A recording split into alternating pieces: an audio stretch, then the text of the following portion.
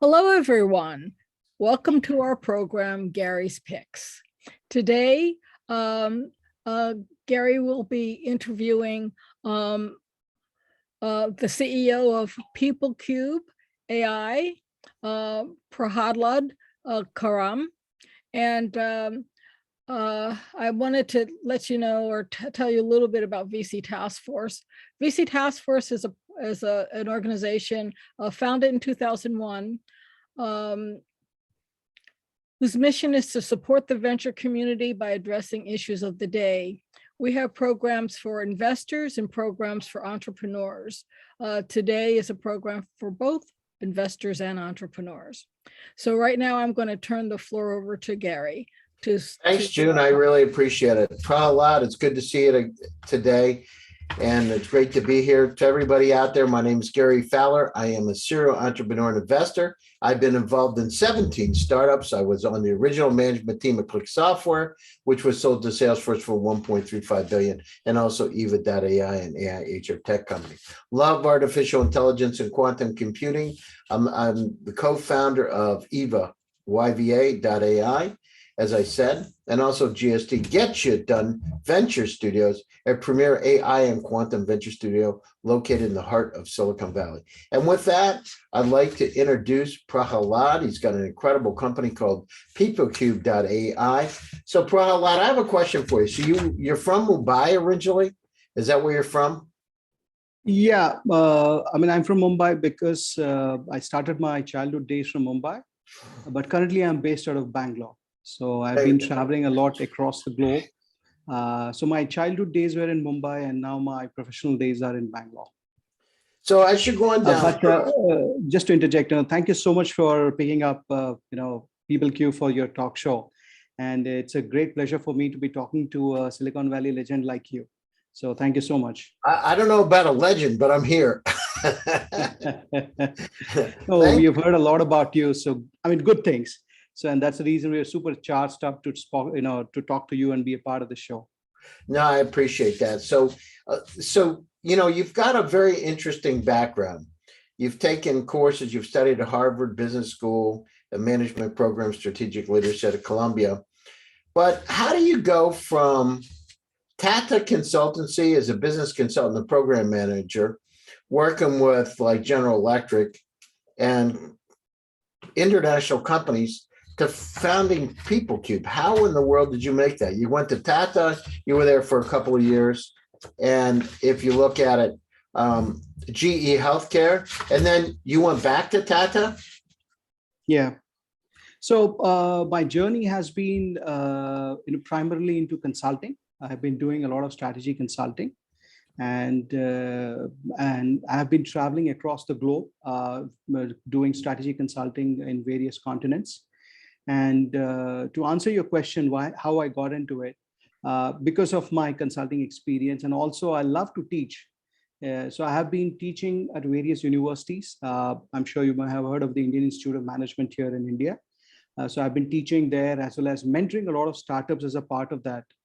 And in my exercise of consulting with large organizations, as well as other organizations, I realized that a lot is being talked about and spent about systems, processes, technologies, but nothing about people, right? And the whole thing is done by people, and people are the best asset every organization has, and they're never leveraged. And when I was mentoring several entrepreneurs here in Bangalore and in US and other places, I came to realize that, probably it's high time that I, should get into it. Like, they say the bug bit me staying in Bangalore. So that's the reason I got into this. And people was something which I really wanted to get into. And people analytics, the future of work is where I felt there's a lot of scope where we could show some value to the organizations across the globe. And that's the reason I went into this space. So so it's interesting. How was it coming back to Tata after you left? A huge cultural difference. So I'll tell you one thing. I have travel a lot of countries. I've worked with almost all the nationalities from Japan to US and in India. The one thing I always kept studying about or learning about was the cultures, right? So it was so different cultures, the way it's not just the society's culture, but it's also the professional culture, the working ways, and working with GE, coming back to TCS, quite a sea change of culture, quite a sea change of things. So yes, I mean, because I What was also it? What kind of differences? So you go to Tata, so you're in GE, you're at Tata, you go to GE for 2 years. Why did you leave? And how was it coming back? Like, you were only there 1 year coming back. Was it kind of strange coming back to the same company you left? I had to come back because of some personal reasons, because of my, I had to take care of some issues at my family and back home in Mumbai. That's the reason I had to come back from US, and this was the immediate thing which was available for me, so I had to work with them. But of course, it was a good learning for me because I did manage a big group, kind of like $20 million worth group, and I was working with a lot of people there. But of course, I had the consulting bug in me, and I wanted to travel the world over, and US was the only country by that time I had traveled much. So I thought, why not travel to other nations? So I traveled to Africa, I traveled to, South America, probably, mostly to Mexico, and then to Europe and several other places, Middle East, and so on. So I kept traveling a lot, and that was what I wanted to do. And this 1 year gap, which you're talking about, 1 or 2 years, was primarily to take care of some, family issues back home and in Mumbai. You go out to the company, come back, and you stayed there a year, and you want to go to Satyam. What was it like going? I mean, because you were doing business consulting at Satyam, and you had been an account executive at Tata. How was it to move into more of an operational kind of role? No, it was again more strategic in terms of role.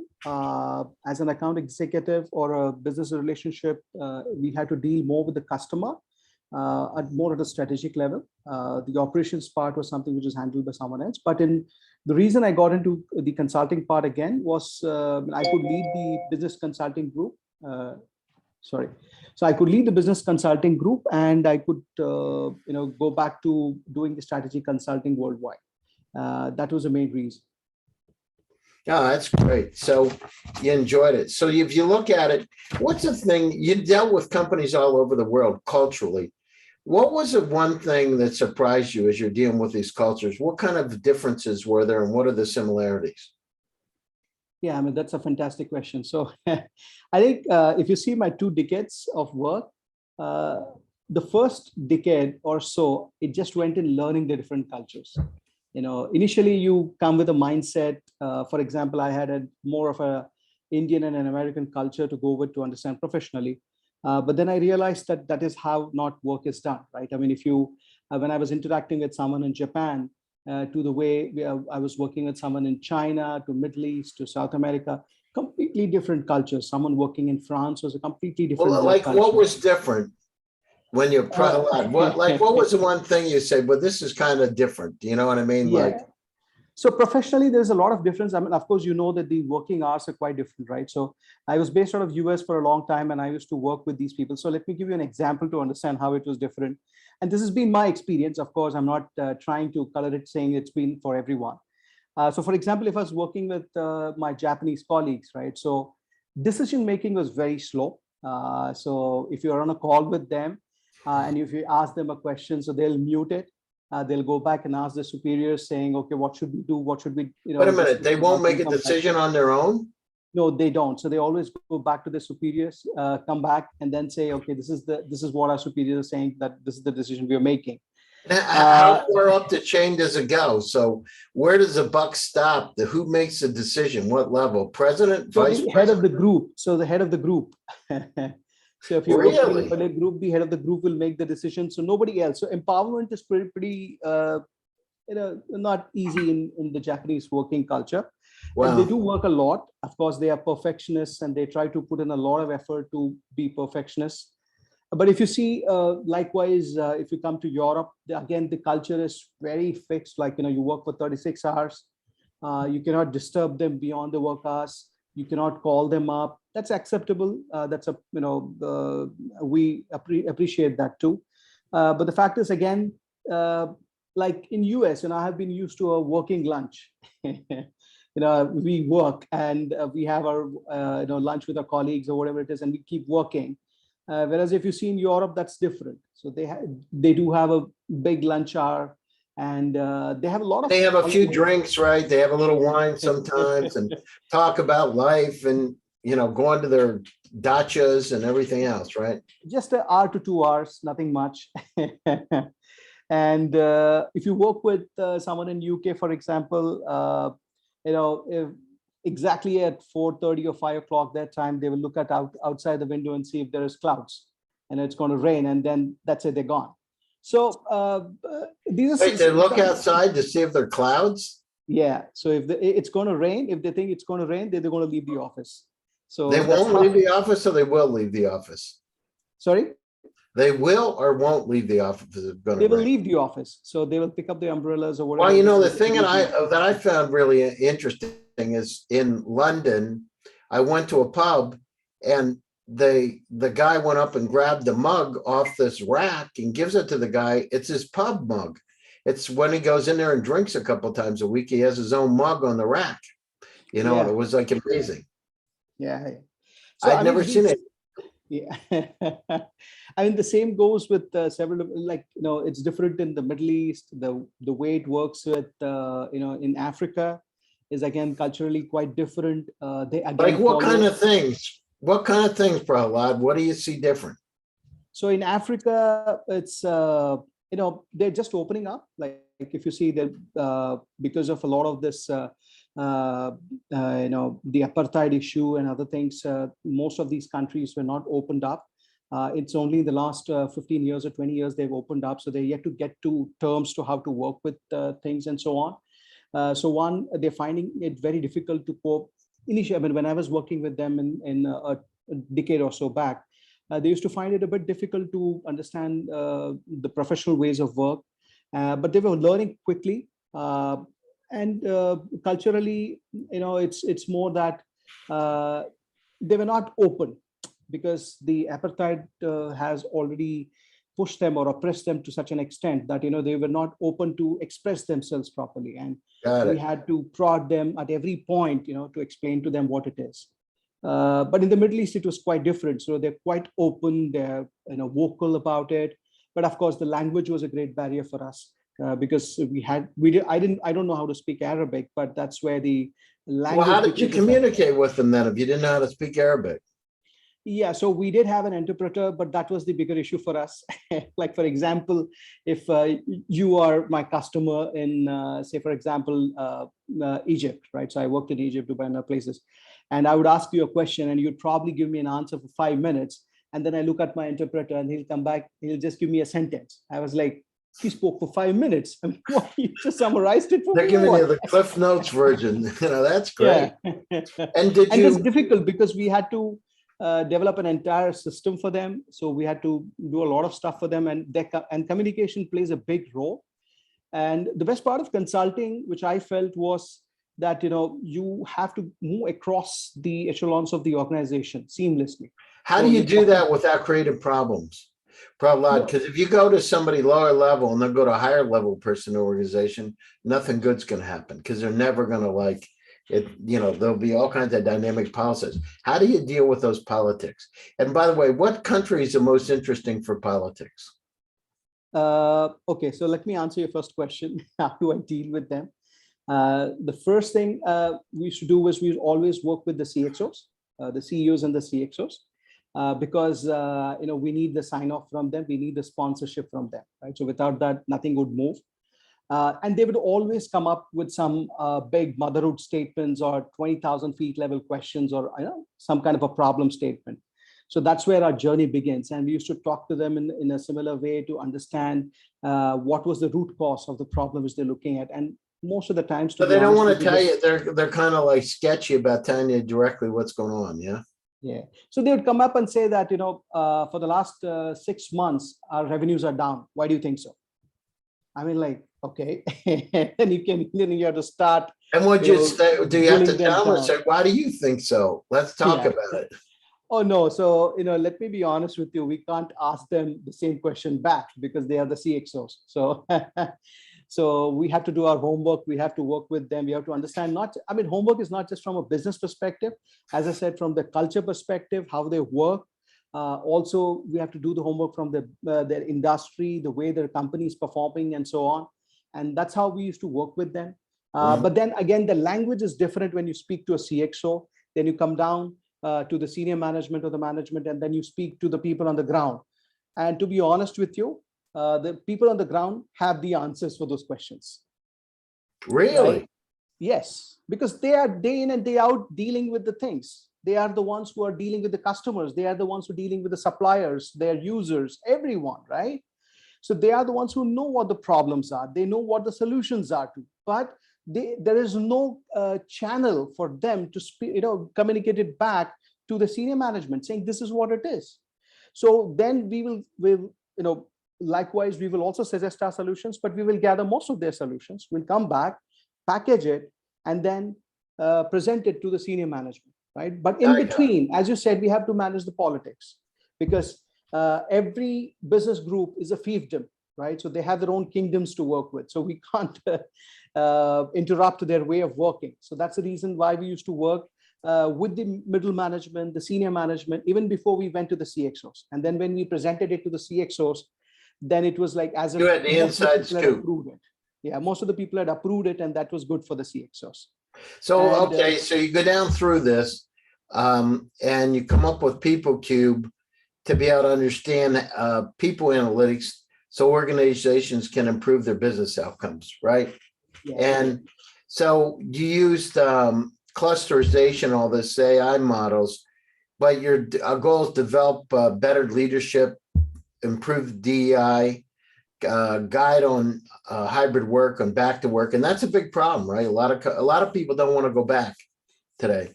Determine the performance measures and it augment business outcomes, revenue, productivity, innovation. So, what made you decide to come up with PeopleCube, and how do you use an artificial intelligence to be able to help?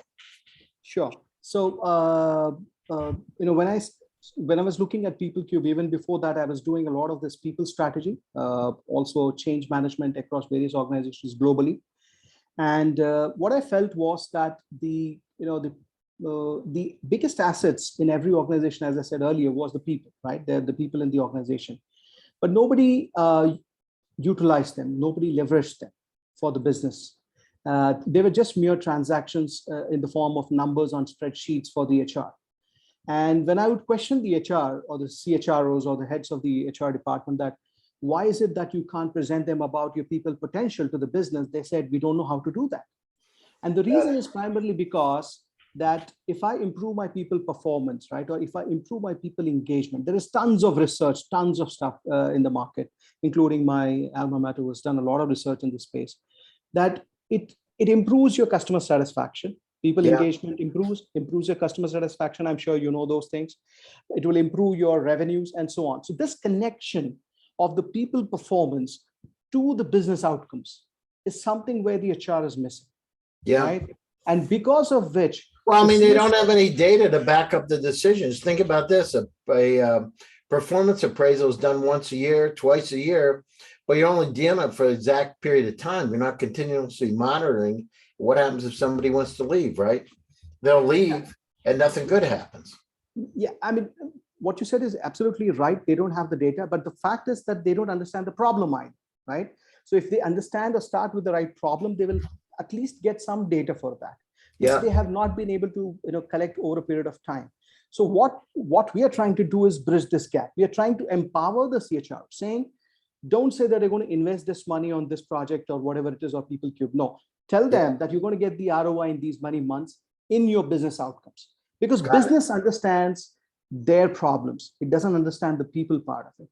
But people is not an HR problem. It's a business problem. And that's what I've seen. And if Well, people I mean, you have the people for the most part, but the problem is you have these, rules and regulations. You got to make sure you have an enforcement person to enforce the rules so you don't get into trouble, right? Yeah, I mean, primarily because, see, the CHRO is never part of the CXO table while making the strategy, right? That's the part. And you've sure heard about the adage. I've never seen one. one. I've never seen one on a board or anything in terms of actively involved in stuff. They're more about maintaining the people, keeping them happy and getting new ones on board. It's pretty simple. Exactly. And I'll give you a data point. I've been part of a few mergers and acquisitions, right? So, and I'll tell you that 30 to 40% of the mergers and acquisitions fail because of a cultural mismatch or people issues, right? And I'm sure you must have read about it, heard about it. And the HR doesn't do anything about it. And yeah, well, that's they where know there is a problem. Yeah. They're never part of it, and they're never part of this to bridge this gap, to take it to the business, saying your strategy is going to fail because the culture is not getting aligned to it. Yeah. And the engagement is not happening here. So all these things, which I did as a lot of research, also in my own experience across the globe, finally I realized that something had to be done in this space, and that's why I came out with this. And one of the things which we have been doing using AI is the People Connect part, which we call as the organization network analysis. And we have been trying to help organizations in this space now to see how we can help them with improving the productivity, reducing the burnout, the DEI, and several other things. And most importantly, today, the greatest question which everyone is facing is how to get back to work. So, well, I mean, that's the other thing. How do you go down through and talk about somebody's wellness if you can't see them for a year? I mean, how do you go down through and address the issue of hybrid work? And at the same time, people like being home now, right? They can still be productive, really productive, and you don't have all the overhead that goes with having an office. It costs a lot of money. Yes, absolutely. So there are several models to working with it because it depends from industry to industry. So like, for example, if you look at manufacturing, there is a need for people to come back and work together. If you look at something on the process industry, pharma, there is a mix of both. If you look at services, to a great extent, you can get rid of the office altogether. Yeah. And so there are various frameworks and models to work with. But what we're using to do is we're using organization network analysis and the influencer model, and see how we can get the right set of people back for improving the productivity. And I'll tell you one more thing. When COVID came, when the pandemic happened globally, it became a kind of a thing that work-life balance will improve, because we are not traveling and we are not going back to work. We have lots of time. We are at home. We can balance both. But unfortunately, 10 months to 12 months down the line, somewhere in Jan 2021 or 20 or around that time, people realized that they're actually never getting out of work. Like, yeah, that's true. It is true, isn't it, Prahalad? How many times does your phone ring at nighttime or you get emails? And I don't know about you, but if I'm up in the middle of the night, go to the restroom or grabbing something, I check my email. It's like I check my email all the time, because I know if I don't check it, then what's going to happen in another 3 or 4 hours, I won't be able to see it. It won't even be on the screen. Absolutely. It'll be buried down in the threads. Absolutely. What you said is, absolutely right. Primarily because that's what it happened with people, because they're not tuned off from work, right? So they're working 24 hours a day. Even if you're looking at your email, you're still working, right? So that's the problem. And because of which that led to a burnout case, right? Yeah. And they went back to their managers. They went back to their organization saying, look, I'm getting burnt out here. My productivity is going down. Please help me. And to that, what did organizations do? They set up a 24/7 monitoring system. That's how they're trying to measure the productivity. That is fantastic. And that, more of that needs to be done, because you got to get down through and, monitoring and collecting the data is going to be really important. So listen, we're getting close to the top of the hour. Tell us a little bit more about what's going to happen in your opinion. I know you're dealing with, these complex business problems, but let's look at, where you are in terms of PeopleCube, how much money you're going to raise, and what are you looking for? Sure. So right now we have done 3 implementations. We are currently in discussions with 4 to 5 organizations across the globe, in terms of a pipeline. And we are trying to see how we can set up and push ourselves in US, because that is the largest market for us. And we know we already have, I have a Columbia batchmate of mine who is working with me to push it in the US. We are trying to raise 1.7 million as a safe funding for ourselves. And this would help us to grow quickly in US and reach an ARR of at least 1 to 1.3 million. And in the next 1 year or so. That's what we're aiming for. Yeah, and that's what we're aiming for, because we have a robust product. It's being tested, and we just want to increase our sales force and marketing force in US and see how we can quickly expand our base there. And how many employees do you have today? Sorry, I didn't get it. How many employees do you have? Right now, we are 5 people, and there is a technology team which works separately. So it's we work with them on an ad hoc basis, so that's to keep our costs reduced, or a check. So that's how we are like 4 or 5 people who are working together, mostly on the marketing and the sales side, so that we can grow. Because of the COVID, we couldn't, quickly enter the US market and grow. And we saw this as a great opportunity. And with GSD, we really feel that, we can push ourselves very quickly into US and grow. Now you guys are doing a great job. Well, I want to thank you so much. And Prahalad, did you give your LinkedIn? What's the best way for people to get a hold of you? LinkedIn, email? Yeah, they can get in touch with me on my website. That is PeopleCube.ai. I have all the details there. They can also get in touch with my go-to-market guys in US and Australia. Also, you can also reach out to me over LinkedIn, and my email ID is prahaladk@peoplecube.ai. Prahalad k@peoplecube.ai. Oh, that's great. Please reach out to me at any point of time. Prahalad, I want to thank you for taking time in your busy schedule to get together today to be on my show. To all the audience out there, this is a time we need to bring some peace to the planet Earth. We need to make sure that people are healthy, safe, and happy, and we need to do it no matter where you are. Let's try to make this world a little bit better place. And with PeopleCube.ai, you're one step moving in that direction, Prahalad. It's a great thing. We need to democratize the opportunity. My name is Gary Fowler, and I am the host of Gary's Picks. I'm the CEO, president, and co-founder of GSD Get You Done Venture Studios, a premier AI and quantum venture studio. And with that, stay tuned for another exciting editions of Gary's Picks. We'll be back in 2 weeks. Anything else, June? Yes, I just wanted to thank both of you. Actually, this is one of the interviews that I wish we could have had an hour. Everything was just so exciting. I was like sitting on the edge of my seat. I loved all of the stories. It was wonderful, and I love what you're doing. I just think it's absolutely wonderful, and I agree with Gary. So thank you both, and I welcome everybody to come back in 2 weeks for another interview with Gary's Picks. Okay, thank you so much. Take care. Take care, everybody. Have a nice rest of the week and that rest of the day. Bye-bye. Thank you again.